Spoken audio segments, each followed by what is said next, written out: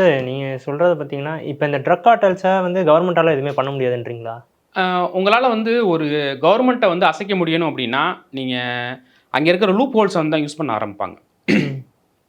எல்லா நாடுகள்ல இருக்கிற எல்லா தப்புகளுமே வந்து நல்ல கவர்மெண்ட்டுக்கு கீழ இருக்கிற கெட்ட ஆஃபீசர்கள் மூலமா நடக்கும் இல்லையா?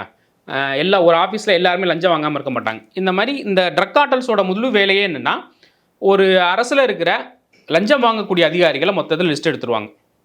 ஒரு ஏரியாவ கடத்துறது, ஒரு ஏரியாவ கிராஸ் பண்றது, ஒரு பொருள இங்கேருந்து அங்கேருந்து எடுத்துட்டு போறது. இந்த மாரி சட்டத்துக்கு விரோதமா செய்யக்கூடிய எல்லா பணிகளுக்கும், அங்க யார் யாரெல்லாம் மீட் பண்ண போறாங்களோ, எல்லா அரசு அதிகாரிகளுக்கும் வந்து பேமெண்ட் போயிட்டே இருக்கும்.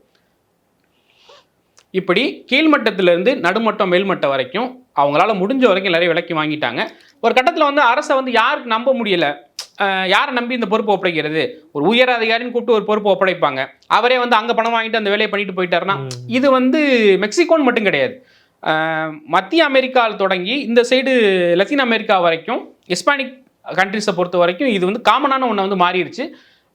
மத்த நாடுகள் வந்து சுத்தி இருக்கிற நாடுகள் எல்லாத்துலயும் இது வந்து ஒரு கல்ச்சராவே வந்து மாறிட்டதுனால வந்து அந்த கவர்மெண்ட்டால வந்து இது பண்ண முடியல. ஆனா கிளாடியா வந்து இப்ப மெக்சிகோல அதிபரா இருக்கிற கிளாடியா வந்து வந்த உடனே வந்து இதான் சொன்னாங்க. நாங்க வந்து இந்த ஆன்டி கார்ட்டல் அப்படிங்கிறத வந்து ரொம்ப தீவிரமா வந்து கடைபிடிக்க போறோம்.